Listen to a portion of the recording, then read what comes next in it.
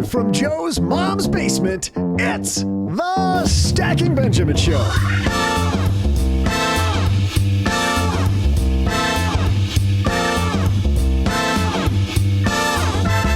I'm Joe's mom's neighbor, Doug, and how should you place your investments?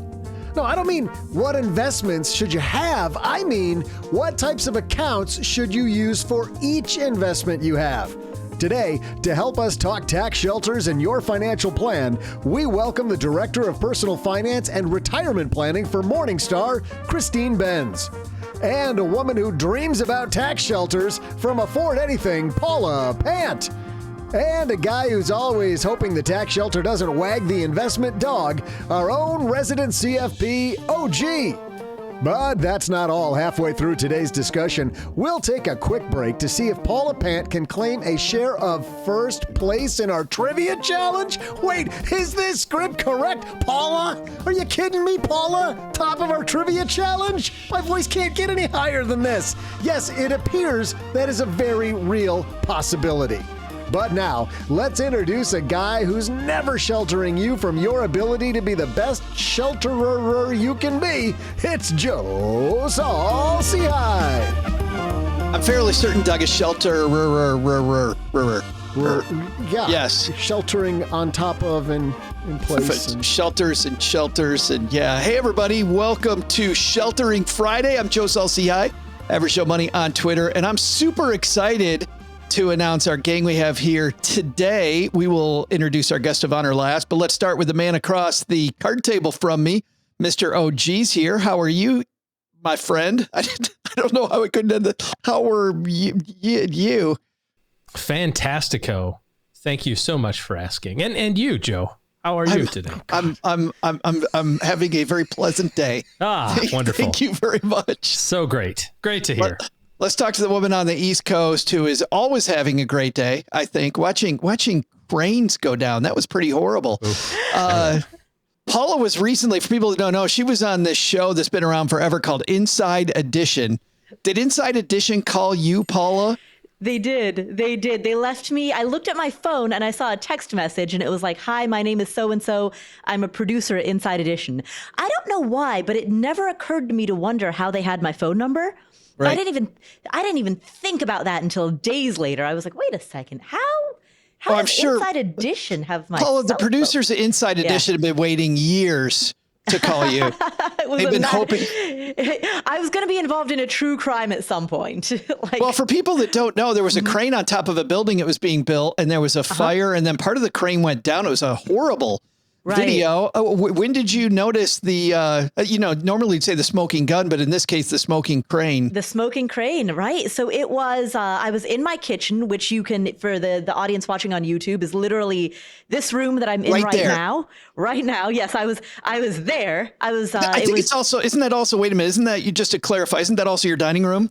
Yes, a kitchen, dining room, living room. Yeah, where's the living room? The living room's there. This is also the living room.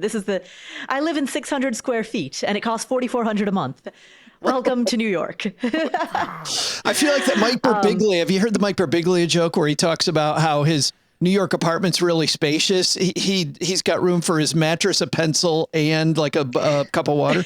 Exactly. So I was in my kitchen / living / office making a cup of coffee. It was just after 7:30 in the morning. And I look out the window and I see this black plume of smoke just emitting from the skyscraper, from the New York skyline, which immediately brings back 9/11 flashbacks, right? Nobody wants to see lots of smoke in the New York City skyline. And so the first thing I do is I take out my phone and I immediately start filming. And within 40 seconds, I catch the moment that the crane collapsed. And apparently, I was one of only a small number of people, probably 3, 4, 5 people, who actually got the moment of the crane collapse. And so that video ended up getting used by the New York Times, the Wall Street Journal, NPR, Fox. So it ended up kind of getting disseminated across all sorts of news agencies. And then Inside Edition contacted me and they wanted to interview me about like, how did you feel about the crane fire? I was like, how did you feel about the crane fire? And the best part was the chyron, which is the thing at the lower third of the screen. The little chyron said, Paula Pant shot crane video. That's how you want to be remembered. Tombstone. That is my legacy. 10 years of building an online brand, and I'm known as shot crane video. And isn't it funny? I didn't ask you about the New York Times or any of those other places. I'm like, you were on Inside Edition? Right, yeah. Right. And the woman wondering when the heck we're getting to the actual topic is here from Morningstar. Christine Benz joins us. How are you? Good to see you all. Have you ever shot any crane burning video? I have not shot any action video whatsoever, except for just family home videos. But no. Well, thanks for being on the show. Thanks for being on the show, then, Christine. This is all done. If you haven't shot a crane burning video, I don't think you can be on the show. I got nothing. It's done. See you, bye. She's like, is he kidding? What's happening right now? I got my out. But Christine, you wrote a great piece that we're going to reference in our show notes page. People want to follow along. You won't have to understand what we're talking about. We'll have it in our show notes at stackingbenjamins.com. But you wrote this piece about taxable accounts, and we're going to get into it in a second. But before we get to that, I think we should probably explain to you the rules of the road, if that's okay. Absolutely. All right. Hold on just a second. Here we go. All right, Christine, you all clear with all that? Absolutely. Ready to go. All right. We've got Christine Benz, Paula Pant, OG neighbor Doug. So let's get rolling. As I mentioned earlier, our piece comes to us from Morningstar, and Christine wrote this piece, and that headline says, which accounts to keep out of your taxable account? And I realized, Christine, a lot of people don't really think about this, but what was the impetus for writing this piece on this particular day when you wrote it, June 30th of this year? Was there some idea you had or something that happened in the news that made you go, this should be our topic today that I write about? Well, one issue that has come up again and again over the past several years is that Morningstar, where I work, has a lot of information about mutual funds. And one thing we've seen with mutual funds, traditional mutual funds, not exchange-traded funds, is that some of them look really poor from the standpoint of holding in a taxable account. And specifically, we've had kind of a bad convergence of events for actively managed stock mutual funds, where there's been this stampede out of such funds and into index funds and exchange traded funds. And that has caused this negative cycle where funds have been required to sell stock to pay off departing shareholders. And that has caused them to realize capital gains, which in turn, they're legally required to pay out to shareholders annually. So it's just been this bad cycle for fund holders where they've gotten socked with these capital gains distributions at the end of each year. And if they own the fund in a taxable account, that means an additional tax bill. So that's been one reason why I've wanted to shine a light on this issue, simply because we have had just a really bad sequence of events for taxable investors. And I should clarify here, if you are investing in some sort of a tax-deferred account, an IRA, a 401k, something like that, you don't have to worry about this. This is not an issue for you. Put whatever you want inside your account. But this does matter if you have a taxable brokerage account, a non-retirement account. That's where you've really got to sit up and take notice of the composition of your investments. And the name of the game is to try to reduce these taxable distributions. You even noted in your piece before we really get rolling here that Vanguard gave people a really big surprise just not that long ago. Couple of years ago, right? This was with their target date series, and Vanguard has actually a superb lineup of target date funds, which are kind of one-stop funds for people who want to be quite hands-off with their investments. But due to some administrative rigmarole behind the scenes, the funds ended up making a big capital gains distribution. And some shareholders indeed did hold the funds in their taxable accounts and were socked with these big tax bills. So that was a particularly bad story in the realm of a number of bad stories in terms of taxation. Well, and part of this, OG, is the issue that you may not know, to Christine's point, you may not know that much ahead of time that your fund has these capital gains happen. When should people be on the lookout for these surprise capital gains if you think they might be coming? Well, I think this particularly was impactful last year, right? Where the market went down. We're all kind of conditioned to pay taxes when we make money, right? It's like, well, it's just kind of part of the thing we do. If you sell a house and you rental property and you make some money, you pay some taxes with that. If you have a stock and it goes up in value and you sell it, you pay some taxes on it. The problem is compounded when the market goes down, like 2022 was, and like Christine was talking about, there's all these distributions that happen, kind of behind the scenes, and you don't even know what's, that you're going to get hit with this. And then you get a capital gain distribution, you get a capital gains tax on your fund where you didn't take any money out. And you're like, how am I paying taxes on this? I lost, I'm down 22% last year in my mutual fund. And now I got to pay X dollars of taxes. And a lot of times, where do we pay that tax from? We got to sell the mutual fund to pay the tax, which generates a tax, another tax, which is kind of rough. Most of them, I would say, Christine, of course, knows this better than I think. But most mutual funds distribute their capital gains stuff toward the end of the year. So think, Thanksgiving time or points thereafter. And many fund companies will kind of sort of telegraph it a little bit, send out some notification. And I don't know that they're super open and public about it. You can dig for it maybe around Halloween time or points thereafter where they say, hey, we don't know exactly how this is going to turn out, but we're pretty sure this is what it's going to look like on such and such a day. And so you've got a little bit of time to prepare if for whatever reason there's a pretty big gain coming.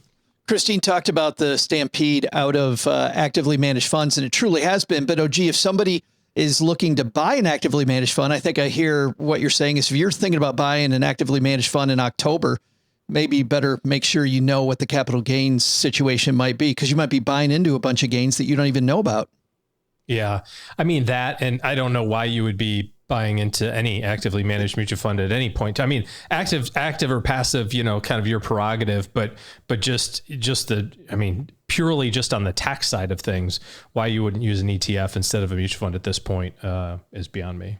Paul, a lot of our stackers are new to this whole tax game. If I'm looking at taxes in my investments, what taxes should I be considering? Should I be thinking about as I'm now going to start looking through my taxable accounts going, where might I get hit? What are the taxes that I should be on the lookout for? Well, take a look out for any taxes on dividends, because that's going to be fairly steep. Any dividends generated from any assets that you hold. Take a look at capital gains tax, short-term and long-term. Take a look overall at how you can, especially if you're new to the game, how you can maximize the number of tax shelters available to you. A lot of this can be avoided first and foremost if you simply sidestep the whole taxable brokerage account thing by stuffing as much money as you can into tax shelters. And I think a lot of people don't know that your HSA, for example, it is a tax shelter. And even if you don't expect to have a lot of health-related expenses, you can essentially use it as sort of a de facto additional retirement account, right? By simply leaving money in there until you reach retirement age. Christine, did I step on something you were going to say? Were you going to say something? No, I was going to add, though, sometimes people have these, what I call serial capital gains distributors in their portfolio, where a fund year after year has been making these big distributions. And so my point there would be, check your cost basis on the fund. If you've been reinvesting those capital gains distributions, that increases your cost basis. So when you sell, it actually alleviates the taxes that you'll owe at the time you sell. So I've written before that a tax efficient makeover, if you have this situation where you've got these holdings that are inefficient from a tax standpoint, because you've been effectively kind of prepaying your taxes, undoing that is apt to be less costly than you might think. So it comes back to checking your cost basis. If you own a mutual fund, compare it to the current net asset value of the fund. And if there's a big spread, well, maybe that's reason to take pause before making a sale. But if the two things are fairly close together, that suggests that the tax bill due upon sale of that fund is not as big a deal then not later. that big a deal. Yep. Yeah. Let's have you start us off, by the way, shining a light on some of these. You talk about some of these offenders every year, right? You've got a list of some of them. You started off, and you mentioned this already, with target date funds. Can you explain to some of our stackers about why a target date fund might have a higher tax load than other funds? Sure. And I wouldn't say just target date, even though they do tend to be pretty tax inefficient. Any sort of balanced fund, anything that's combining stocks and bonds. And would that include like a robo-advisor type fund then too? Well, some robo-advisors are a little bit different in that they explicitly manage to reduce the tax drag. Okay. So it would be hard to make a blanket statement about robo-advisors, because some of them specifically, that is their value add, is doing things in a tax efficient way. But anytime you're looking at a managed type product that you're buying, where you're bundling your investments together with other investors, there you can run into a little bit of tax trouble for two reasons. One is that most of these kind of balanced funds or target date funds are holding a combination of stocks and bonds. Bonds kick off what's considered ordinary income tax, which is taxed at a higher rate. So it's taxed at your income tax rate, basically. And so they hold bonds. And then the other knock against them is that typically they're rebalancing back to some target allocation, whether it's 50-50 or if it's target date fund, it's getting progressively more conservative and more bond heavy. So what that means from a tax standpoint is that they're selling appreciated equities typically, and they are paying little bits of taxes along the way, or shareholders in them are. So those are the two things that make balanced funds not ideal candidates for a taxable account. There are good workarounds. Vanguard has an excellent tax managed balanced fund that's explicitly for taxable accounts, but most balanced funds, most target date funds, are sort of intended for an IRA, a 401k. They are not managed with regard to tax efficiency at all. Yeah, and I can't wait to get into solving some of these problems. And before we dive too far into that, REITs are on Christine's list here. Talk about REITs, OG. If that doesn't fit in a taxable account, where does it fit? A lot of them are required to distribute a portion, a substantial portion of their earnings every year in the form of dividends, which is odd because also a lot of them don't actually make enough money to pay dividends. So they're kind of sort of turning your money into another way to tax you on your own money as they return it to you. But if you're going to have real estate and you're not going to own the property itself, I actually think dividends are not the world's ending place to get income. I mean, out of all the hierarchy, I think probably Christine, you wrote about this in the worst place is ordinary income, right? Interest income and that sort of thing. Dividends, you can have some flexibility with, but in REITs in particular, the income is generally not going to be qualified. So there's different types of dividends, and how the dividends are paid and by what company the dividends are paid are going to change the tax status also for it. So you're getting a lot of income, a lot of dollars automatically taxed at your dividend tax rate, which can be 0, but probably is closer to 15 and maybe for some of us 20 or 23. So again, any place that you can, I think the overarching theme here is any place that you can hold on to that money and then be in charge of when you decide to have the tax bill paid is going to be better for you versus having the fund company or the investment decide for you every December. That's a good argument, I think, for holding. If you have some sort of high dividend paying investment, or maybe you own a basket of stocks that pay dividends, the problem from a tax standpoint is that you don't have control, right? You are getting those dividend payments in which you owe taxes year in, year out. Not a big deal if you need the income, but if you are in accumulation mode, especially, it suggests to me that if you have slots in your tax sheltered accounts, use those for the dividend payers, and ideally, focus on capital gains producing investments in your taxable account. So there's a great spot for, say, a total market index exchange traded fund. And I'm glad you mentioned that, because I also want to mention, we're talking real estate, a REIT in a taxable account, maybe, to your point, it's not that great an idea, but the opposite's true for other types of real estate. OG, if you're buying a rental property, putting that in your IRA comes with a whole different basket of challenges that we want to make sure we avoid. Yeah. Yeah. And if I'm buying real estate, it's just an exceptional way to have a capital loss. That's how that's my recent experience with Paula's got a course coming out soon to help you solve that problem. OG. I was going to say, we made money on the real estate, but along the way, we lost money every year. So it was great. But it's the way the taxes work. You can't write it off. So, if you're going to own individual property, obviously, there's a great example of something that's not going to pay a dividend, right? If you own an apartment building, you're not going to get a dividend on your apartment building. You're going to get the appreciation on that. And to Christine's point, you get the opportunity to decide, okay, now I want that capital gain to materialize. And with real estate, of course, you have some other flexibility. You can see some income off the tenant, though. You could. Absolutely. I mean, that's the goal, right? Is to generate income. I don't have any personal experience with that, but allegedly it happens. That's the conventional thinking. I mean, from a business standpoint, but there's a big difference though, with income that's coming from a business where, again, there's so much more flexibility associated with, a P&L and it's like I have rental income and now I have expenses that are tied to that income that I can use to offset that income. That's a whole different type of income than just, going, here's a check for, $20,000 from your, $500,000 in a brokerage account, and you got $20,000-$30,000 of dividend income.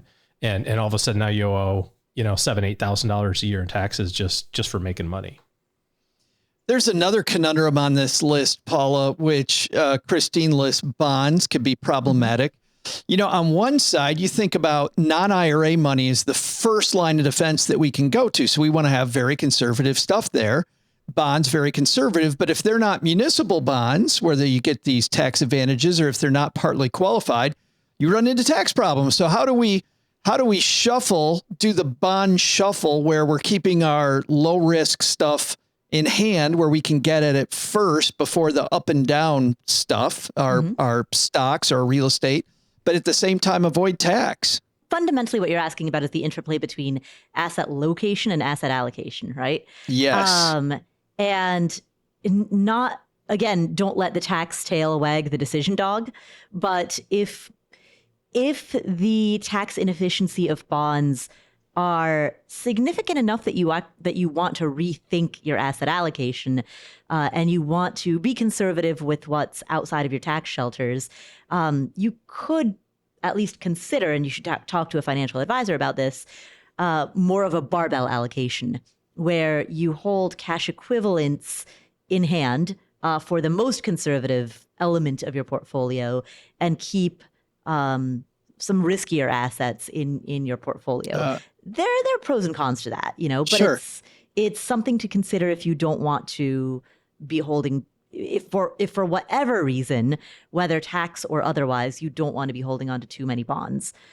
Another way to do it is simply to lean more heavily on things like tips, to go into laddered CDs, to diversify, just to diversify the various more conservative elements of your portfolio.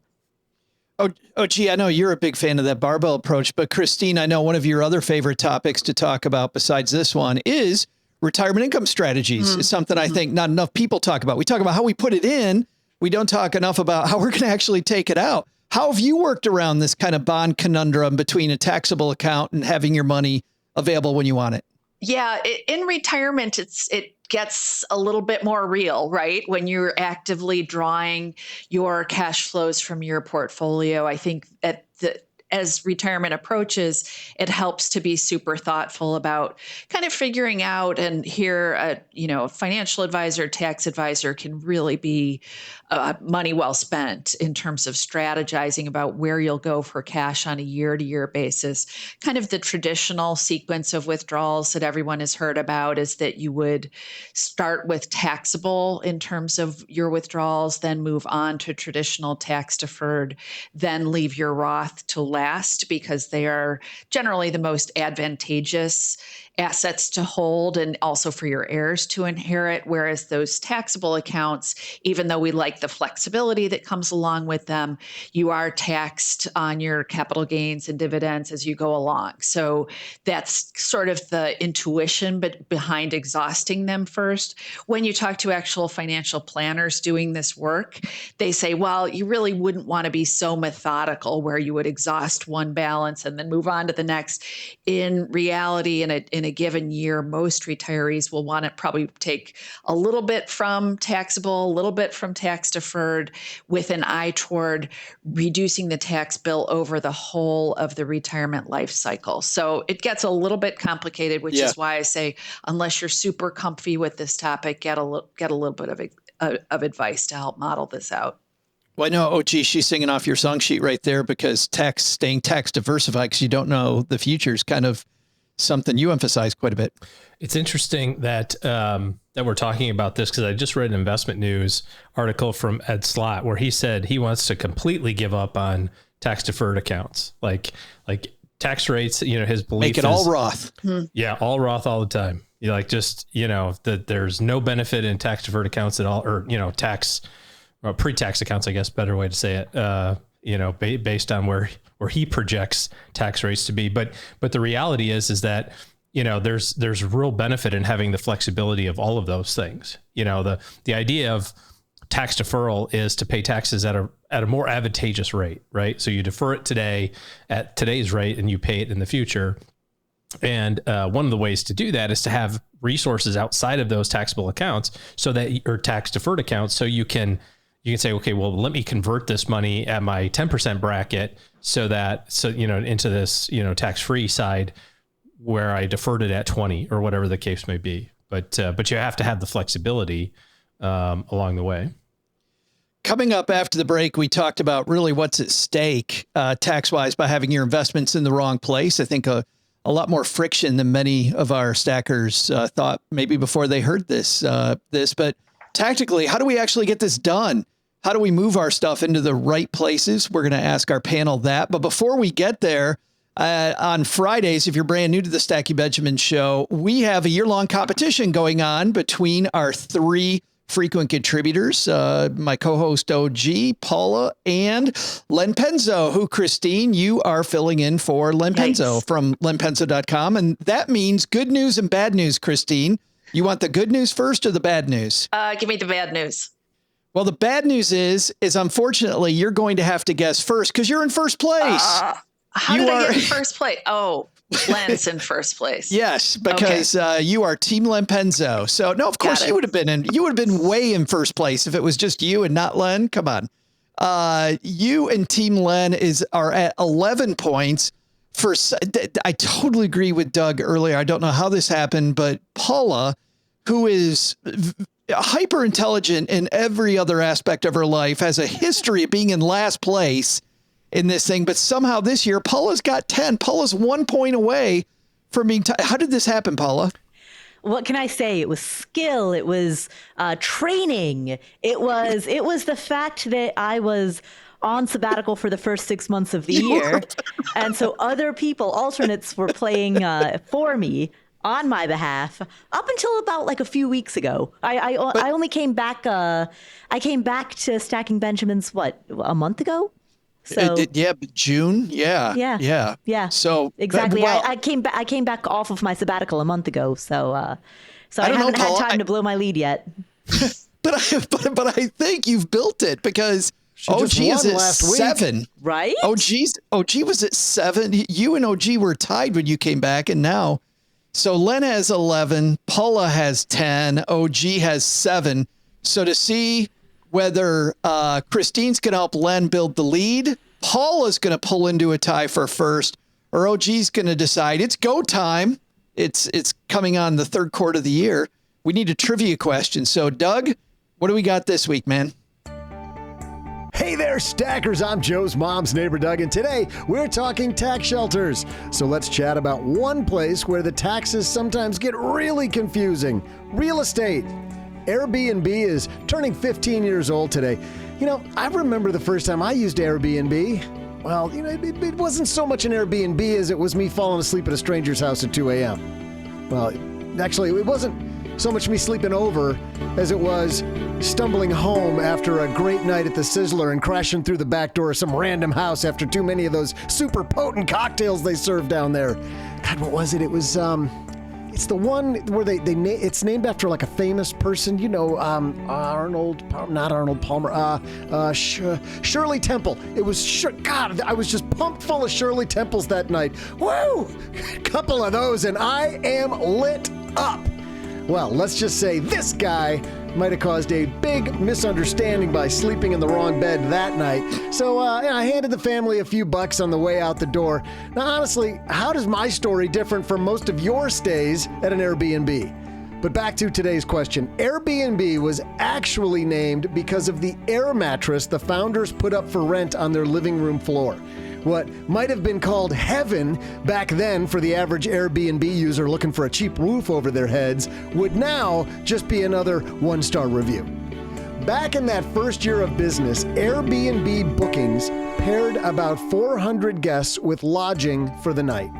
By Airbnb's 10th birthday in 2018, on average, and this is my question, I know you've all been tracking along really well so far, by Airbnb's 10th birthday in 2018, on average, how many seconds did it take Airbnb to lock in 400 bookings?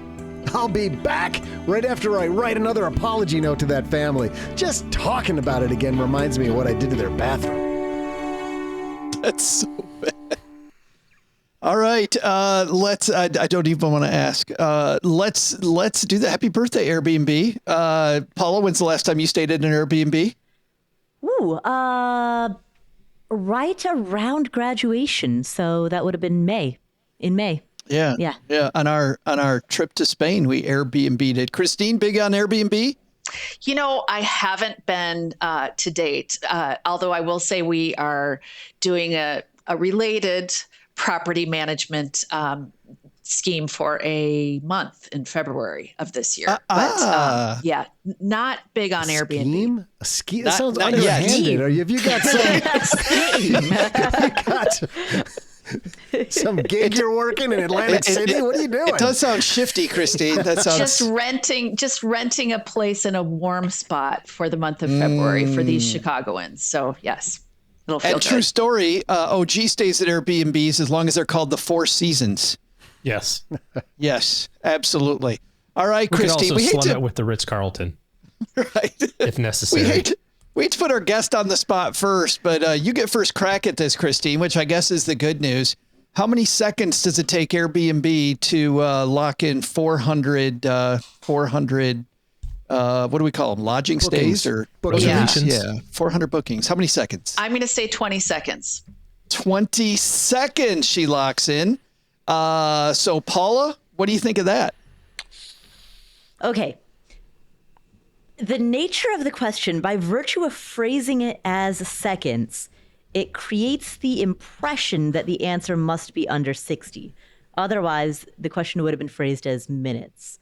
Unless you're trying to pull a fast one, and the answer is actually like, you know, what? Would we do that 2,000 to you? seconds, right? Us?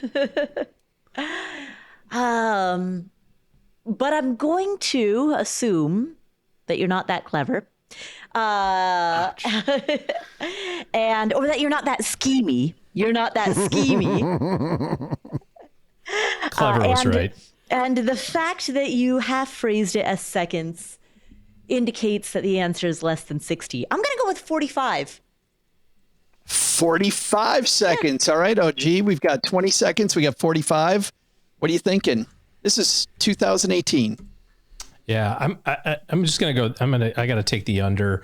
I'm thinking that they have to have some. I mean, I don't even know. 1 million bookings a year, maybe is that a lot? I don't even know. At 500,000 bookings a year, how many seconds are in a minute? 3,600, right? So if it was Wait, what? What? Is that why time feels so slow to me? Oh no, 60 seconds in a minute. That's 3,600 seconds in an hour. Oh, thank you for that, Paula. That totally changes my math. Anyways, I'm going to just take the under. I think Airbnb was cranking it. So I'll take everything south of 19 seconds, 19.99 and under. 19.99 and under. Statistically take the over because there's infinitely more seconds over 46 as there are under 20, but alas, I will take 19. Screw it. All right, Christine's got 20. OG caps her off at the kneecaps at 19.9, and Paula's got 45. We'd love to tell you who's right, but we're going to wait just a second while you guys all come up with your own answer, stackers. We'll be right back. Christine, you started this off at 20 seconds. How you feeling? Pretty good? I'm feeling okay. Not great. Why is that? Because OG took the under at 19.9? Pretty much, yep. Yeah, that is the problem Len runs into every week, Christine, when you got to go first. Right. That's the bad news about being in first place. OG at 19.9, feeling good? No. Not at all. So, Paula, that must mean you feel great if OG feels horrible. I don't know. I mean, on one hand, I have the widest of the ranges. On the other hand, having no idea what the answer is. I mean, it might be 1 second. Who knows? And I think over time, you probably learn not to trust your gut so much because you've thought on many occasions that you were doing well, and that wasn't the case. So, Exactly. Well, one normally would learn by now. Is it today? Doug, what's our answer, man? Hey there, stackers. I'm Shirley Temple Chugger and designated driver advocate, Joe's mom's neighbor, Doug. You know what's nice? The friendship I've made with that family that I accidentally spent the night with that fateful day over a decade ago. Sure, I call and they say things like, "You again?" But I know what they're really saying. "Oh, Doug, you again." It just warms the heart to know you've truly touched someone. Here was today's trivia question. Airbnb booked 400 lodgings in their first year in business 15 years ago. By their 10th birthday in 2018, how long did it take them, in seconds, to book 400 lodgings? The answer? Well, I'm not going to tell you right away, am I? Airbnb's notoriety had grown a ton by 2018 to the point that Airbnb had become synonymous with some people as a true hotel alternative experience, plus a laundry list of household chores to do before you check out and booking fees that Marriott could never get away with. But that's a whole different show. Airbnb has become so famous that by 2018, they were booking, on average, 400 lodgings every... I'm not just going to give it to you. I can't do it just yet. But I will say this. Paula was off by 75 seconds. OG was off by 101 seconds. And Christine was off by just 100 seconds. So who has won? It seems like the Earth is wobbling just a little bit worse than normal because the answer is 120 seconds and Paula was the closest. Unbelievable. It was every 2 minutes. Every 2 minutes. What is happening? They would book 400. And yes, Paula, would we mess with you? Of course we would. We'd phrase it as seconds. Wow. But what Paula tied for the lead. Wow. You're here on a big day, Amazing. Christine. This is a huge moment. I don't know if you realize what a huge moment this is. Well, I have to apologize to Len, too, for blowing his lead. Oh, Len would have blown it on his own. So he is fine there. Time for the second half of this discussion. Back to business, people. And the second half is brought to you by depositaccounts.com. Paula Pant, you know what happens at depositaccounts.com? You find out that the normal deposits you make are nowhere near the best in class? Well, maybe, No. but I've never stopped at my tracks and you totally stopped me. At depositaccounts.com, you will find that all the different interest rates out there on savings accounts, checking accounts, money market funds, and CDs are ranked head to head on many, many different banks. And in fact, let's do it right now. Let's go to depositaccounts.com. And on the day we're recording this, which is just over a week before you hear it, top 1% of all savings accounts on 275,000 different rates. Top 1% paying 4.59 savings accounts. National average 0.43 if you look at all of them. CD rates 1% average 5.49%. National average only 3.61. If we look at money markets today, top 1%, 4.47, national average 0.72. These would have changed by the time you heard it. So go to depositaccounts.com and check out comparisons of over 11,000 banks and credit unions all for free. All right, let's dive into the second half here. Paula, it seems to me, based on this discussion that we're having, that you could look at all the different types of accounts you have then and go, okay, I'm going to put this one in my IRA. I'm going to leave this one out of my IRA. I'm going to put this one in my IRA. I'm going to leave this one out. You could redistribute and almost like redo your asset allocation just based on taxes. Is there any downside of that? Couple of downsides. One is that depending on how you track your asset allocation and how you track your rebalancing, it might just make rebalancing a little bit more complicated. The other is if you and a spouse have a combined asset allocation between y'all's portfolios, that could also make things even more complicated because now you've got two different sets of humans with different accounts to track. You know, you might have stuffed all of your high dividend paying assets and your REITs and your bond funds into like, you know, these accounts over here. And then, you've put more tax efficient assets into these accounts over there. And it's as a managerial practice, it can just be a little bit harder to like see everything in one dashboard and figure out how you're doing and rebalance accordingly. And then if you were to get divorced, then it would really be like a cluster F of like, all right, what are we doing here? So, yeah, so I think the complexity, the short answer is complexity. I just gave a complicated answer to describe the concept of complication. But sometimes, Christine, this could make it less complicated because I think what it spurs, if you do it this way, it can spur this great conversation around which investment am I going to touch first, right? Which I think for, your retirement income scenarios is a great conversation to have. Well, absolutely. But, a key point I would make on this front is that if you're looking at this and you're listening to us and you think, well, I should do some repositioning to make my taxable account more tax efficient, I think it's really important to remember that you're kind of paying attention to two sets of tax bills. So you have that annual tax bill related to your investments. And if your investments are tax unfriendly, that will mean that you might have these serial capital gains distributors that we talked about, or you maybe have a REIT fund inside a taxable account. They're kicking off distributions. You want to fix that. Well, the problem is if those investments have appreciated in value since you purchased them, that selling them to address this tax inefficiency could itself trigger a tax bill. So that, I think, is a crucial consideration as you embark on any repositioning. And then, of course, as you said, Joe, you'd want to think about your ultimate use of the funds. And so you would want to position your more liquid assets, ideally, in those funds where you would expect to tap them earlier in your distribution years. That makes me think that maybe the first thing I have to do is take a look at those capital gains and exactly what I would owe ahead of time before I move anything. Like I'm thinking almost like a tax audit, right? I'm thinking a spreadsheet as you're talking, where I know what the tax bill is going to be if I do this. But that notwithstanding, I started thinking, earlier on you talked about a lot of financial planners, Christine, talking about Roth IRAs and leaving those for later because there's no required minimum distribution. I can save that money and maybe get even more aggressive there.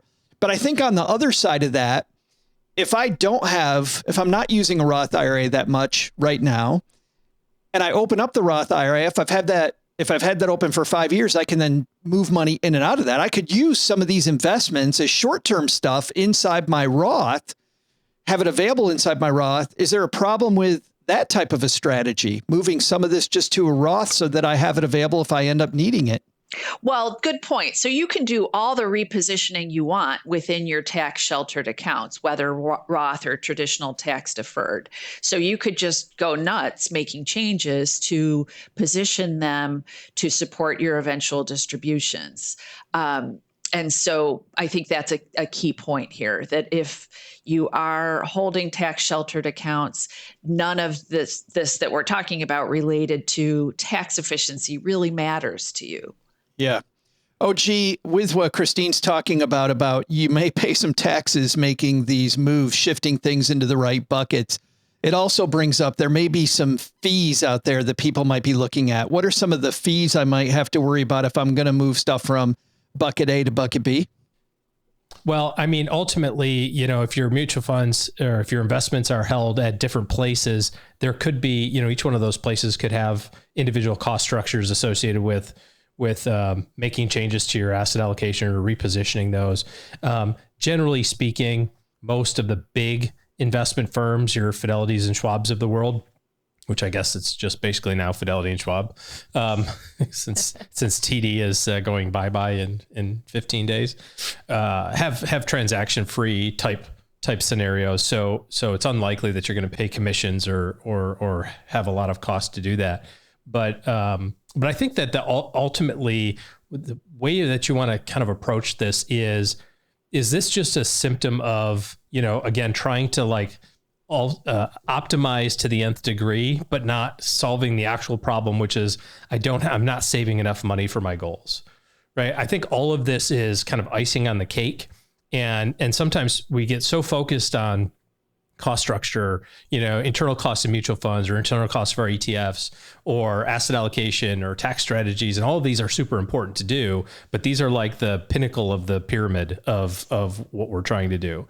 If you're sitting there going, all I can do is save $50 a month for my retirement, it doesn't matter where you put it, from a tax standpoint. Like, you need to be saving $500 a month. Like that's where, a lot of your focus is.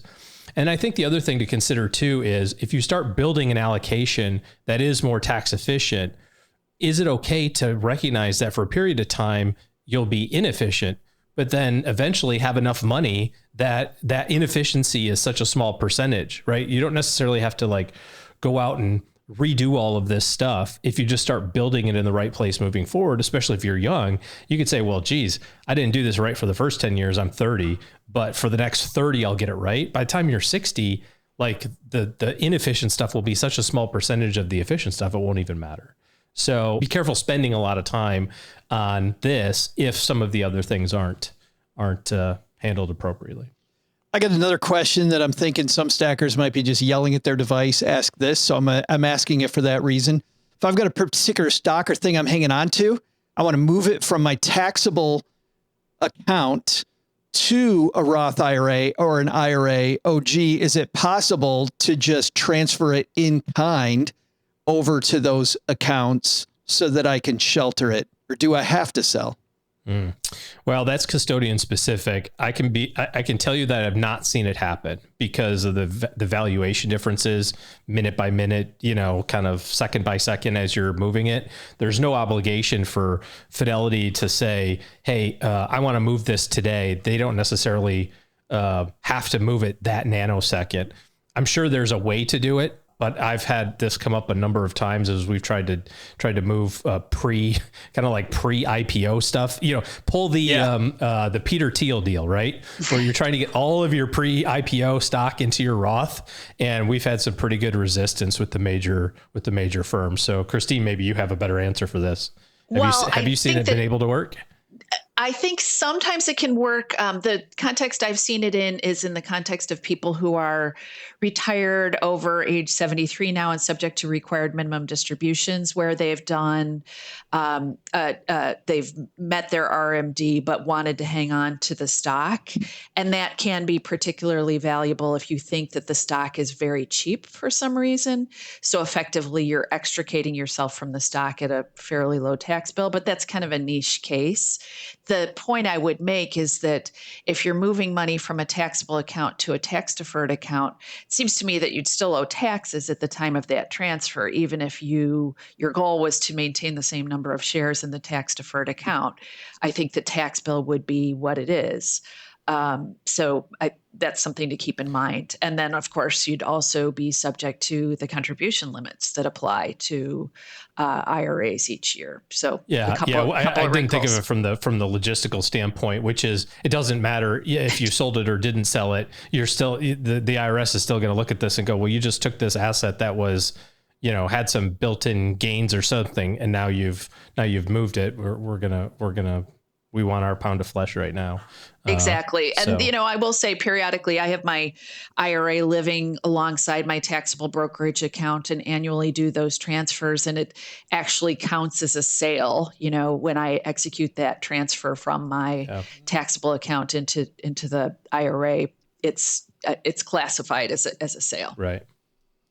Paula, on a different topic, I'm thinking on Afford Anything, you often talk about thinking about how you're actually thinking, right? Mm-hmm. Right. How are you actually thinking about this? We talked earlier about some of these positions you might want to move, but as Christine said earlier, the tax bill might be huge if you make that move. So how would you think about the thinking around, do I leave it the way it is versus take the tax hit today? Is there some crossover point that you're building in your brain as you're making that discussion for our stackers out there? Sure. I would think about what is an hour of your time worth?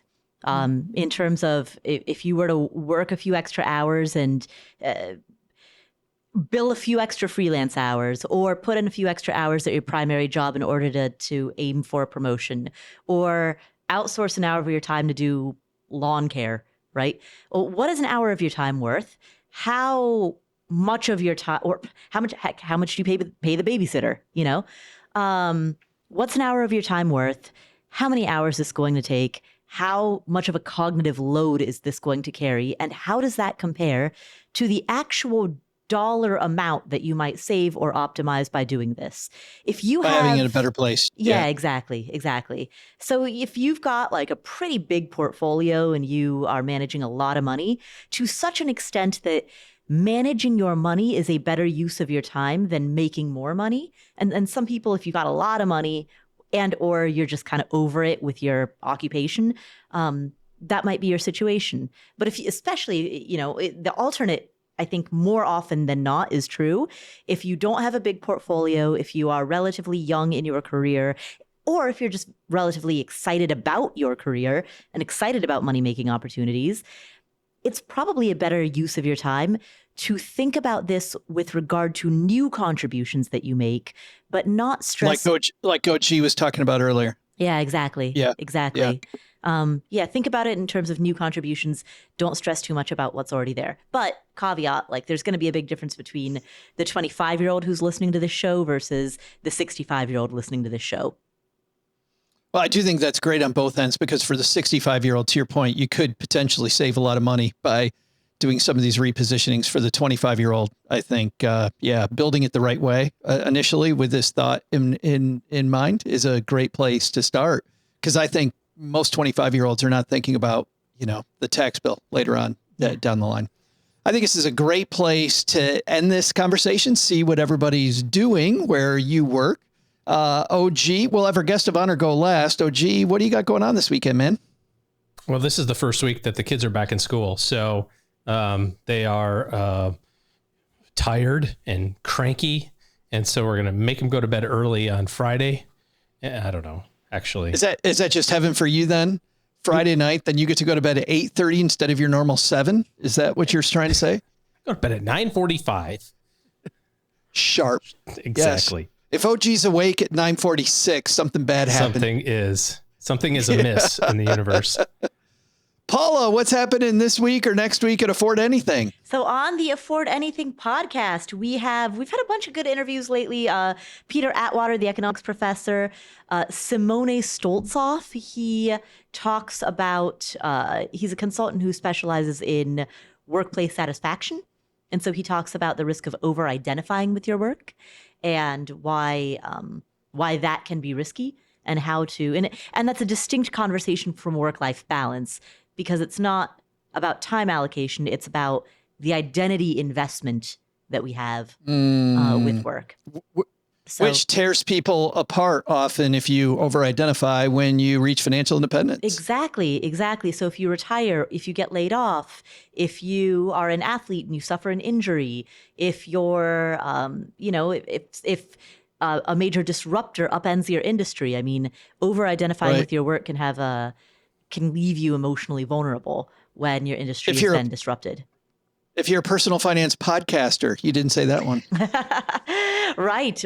And then suddenly there's no more podcasts. And so what do you do?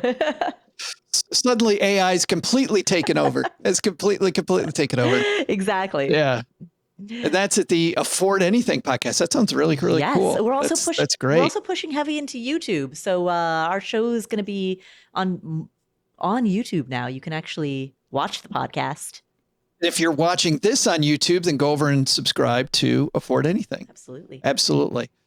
Christine, thanks so much for two things. Number one, for joining us today and putting up with us. But second, for writing this piece. Like, this is a great discussion that I think is long overdue that people don't think about. So thanks a ton. Well, thank you all so much for all of the great insights and for inviting me to come on today. Well, really what's happening at Morningstar? I'm sure there's nothing at all going on. Never anything going on. Couple of things on our podcast, the Long View that we do for Morningstar, and both Paula and Joe have been guests on the Long View.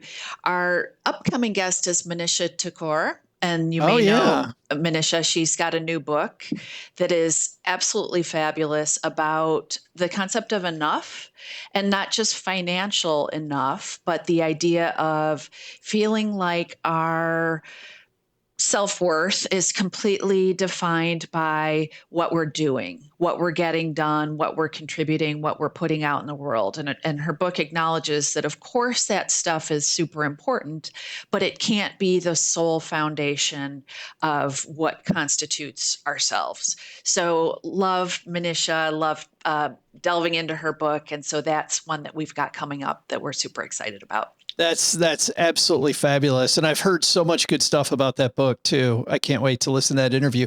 I have to also tell you, Christine, publicly, you put me on the map with one of my friends here in Texarkana, who literally has known that I've done a podcast for the last, 13, 14 years, whatever number of years we're on now.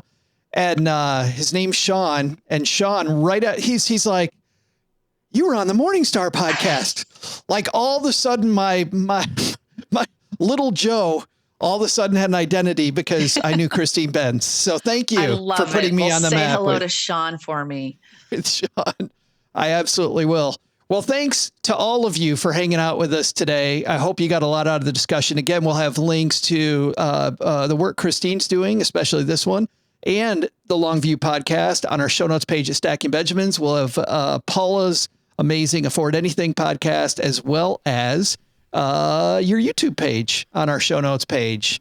Doug, man, there's a lot of takeaways today, but let's narrow it to 3. What should we have learned today? Well, Joe, first, take some advice from our panel and Christine's piece we used as inspiration for today's chat. Don't just think about which investments you use, but what tax shelters each investment is in to truly create an excellent plan. Second, this is probably a great place to make lots of decisions and check out the tax and fee bill before moving anything. And checking with your tax advisor first, that's an even better approach. But the big lesson? Apparently, my idea of using my bedroom closet as a spacious Airbnb rental might not be up to Airbnb's current standards. Hey, Airbnb, what happened to your love of air mattresses? Let's go back to the golden era of house sharing, can we? Thanks to Christine Benz for joining us today. You'll find Christine's column at Morningstar.com. We'll also include links in our show notes, including Christine's piece that we talked about today on our show notes page at stackingbenjamins.com. Thanks to Paula Pant for hanging out with us today. You'll find her fabulous podcast, Afford Anything, wherever finer podcasts are found. And thanks also to OG for joining us today. Looking for good financial planning help? Head to stackingbenjamins.com/OG for his calendar. This show is the property of SB Podcasts, LLC, copyright 2023, and is created by Joe Saul-Sehy. Our producer is Karen Repine. This show was written by Joe Saul-Sehy with help from me, Doc G from the Earn and Invest podcast, and Lacey Langford from the Military Money Show. Kevin Bailey helps us take a deeper dive into all the topics covered on each episode in our newsletter called The 201. You'll find the 411 on all things money at The 201. Just go to stackingbenjamins.com/201. Tina Eichenberg makes the video version of this show. Once we bottle up all this goodness, we ship it to our engineer, the amazing Steve Stewart.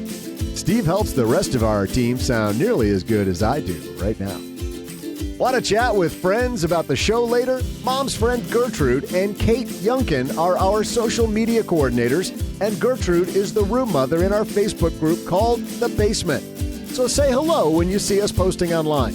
To join all the basement fun with other stackers, type stackingbenjamins.com/basement. Not only should you not take advice from these nerds, don't take advice from people you don't know. This show is for entertainment purposes only. Before making any financial decisions, speak with a real financial advisor. I'm Joe's mom's neighbor, Doug, and we'll see you next time back here at the Stacking Benjamin Show.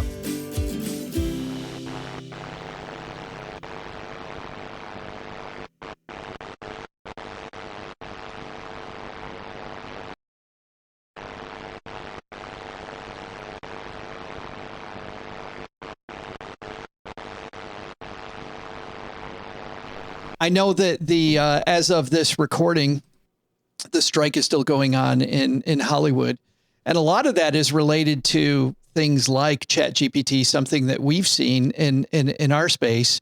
And I'm wondering, Christine or Paula, if you guys have had any run-ins yet with AI that didn't go quite the way that you thought maybe they should have. Run-ins with AI? Not yet. No. Well, let me give you an example. Let me give you my example. And I'm going to quote because I actually this one got me so much that I had to record it, because sometimes I'll use ChatGPT to come up with a better title for our episodes. Mm-hmm. And I don't know, Paula or Christine, if you guys do that, but I'll say, hey, I want this title. So here's what I said. This was a recent attempt. I said, we need a better podcast episode title than Don't Overthink Your Student Loan Repayment Strategy, which is all I could come up with, right? We had a great episode on student loans and the fact that interest is going to start again in September, and now you're going to start paying in October. So I wanted something that just give me something more useful and clickable, just very quick. ChatGPT said, crush your student debt with these proven repayment hacks. And I personally don't like the word hacks. It just drives me crazy, right? But for people not watching us, Paula just made the same face that I was thinking. I'm like, that's a little too cheesy for me. So I said, can you give me one not using the word hacks? And ChatGPT said, mastering student loan repayment, top strategies for financial freedom.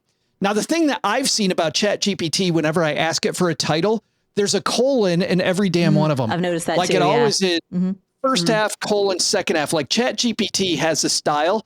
And so I said, can you give me one without a colon or a semicolon? And ChatGPT says, student loan repayment unleashed, expert tips for financial success. So then I've learned over time, by the way, and for people who haven't used ChatGPT, Cheryl used it just a couple of weeks ago on a thing just for the first time. I was walking her through. She's like, this is amazing. You can literally just talk to it using your regular voice and it will talk back. So I just wrote, that has a colon. ChatGPT said, apologies for that oversight. Here's another suggestion without a colon. Unlocking financial freedom, a guide to student loan repayment. And I wrote, isn't this sign a colon? And ChatGPT answered, you're absolutely right. And I apologize for the confusion. My previous response did include a colon, which contradicts your request. Let me provide another podcast episode title suggestion without using a colon. From student loans to riches, master your repayment journey. And so I wrote, that one also has a colon. Are you messing with me? And ChatGPT said, I apologize for the oversight once again. It was not my intention to mess with you. I appreciate your patience. Here's another suggestion without using a colon. Cracking the student loan repayment code, your path to financial freedom. Oh my gosh. And so I wrote, that one also has a colon. ChatGPT said, I apologize for the mistake again. Seems I misread your request. Here's another attempt without using a colon. Demystifying student loan repayment, your roadmap to financial freedom. And I put, wow, you can't make one without a colon, can you? And ChatGPT answered, I apologize for the repeated oversight. It seems I was having trouble providing a suggestion without using a colon. Yeah, no crap. Here's another attempt. Listen to this. Here's another attempt. And I assure you, there is no colon in this title. Empowering your finances, the immediate student loan repayment guide. Wow. So Joe answers, there totally is a colon right after the word finances.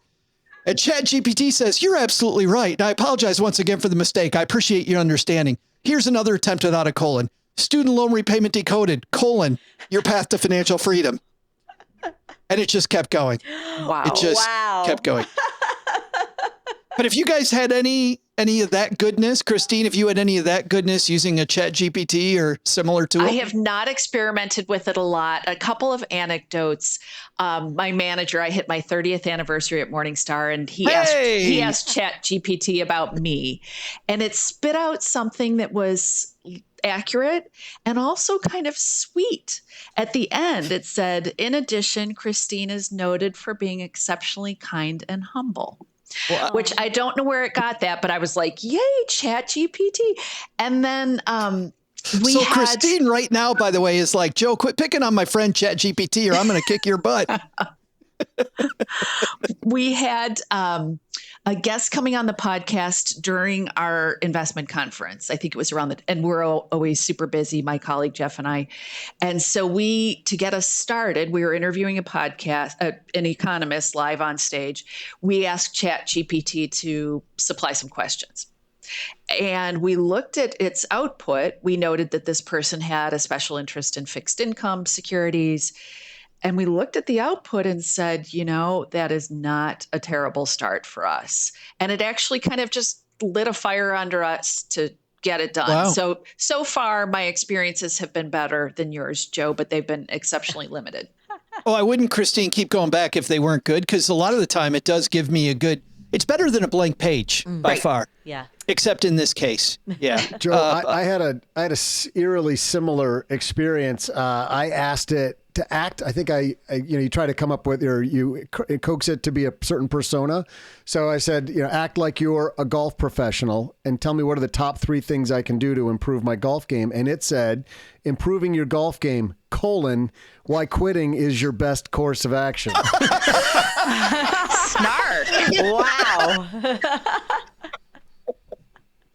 Oh, ChatGPT with a great sense of humor. Damn colon. That's awesome. Paula, you guys I know have used it. Did it afford anything? Yeah. I would say the thing that's most similar to your colon story is I gave it a block of text, like a draft. Actually, it was about Simone Stoltzoff. I wanted to rewrite the draft of the show notes for, because I didn't like the bio. And so I copy pasted that block of text and said, hey, can you just rewrite this in a way that's more conversational, more user-friendly, a little easier to read? And it was Bard, the ChatGPT competitor. Yeah. And Bard said, I don't know enough about this individual. And I was like, you don't have to know anything about this individual. Just rewrite what is written here. And Bard was like, I don't know enough about this individual to be able to write about him. And I was like, okay, you don't need any information about this individual.